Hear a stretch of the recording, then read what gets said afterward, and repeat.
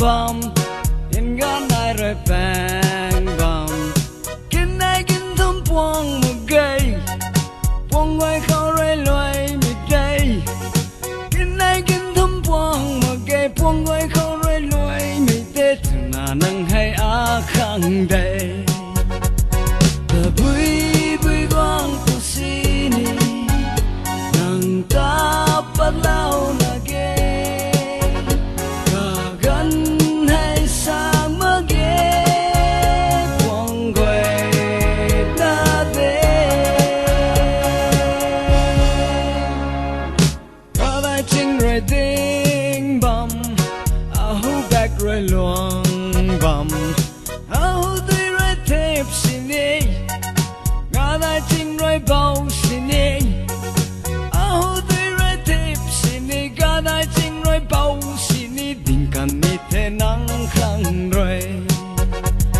từ bụi bụi quang của xin đi nàng ta bắt lao là ghê cả gần hay sang mà ghé quăng quay na thế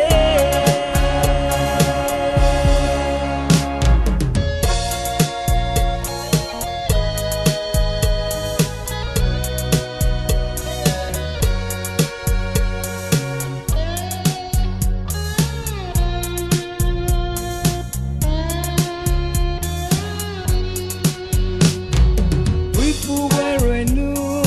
mặc nàng trai quay rồi phớt bom phút ni mới phớt cần đều sa ni mới sa cần đều phút ni mới phớt cần đều sa ni mới sa cần đều giật bạc biết thay lối tây ni the bụi bụi quang tu si ni nàng ta bắt lao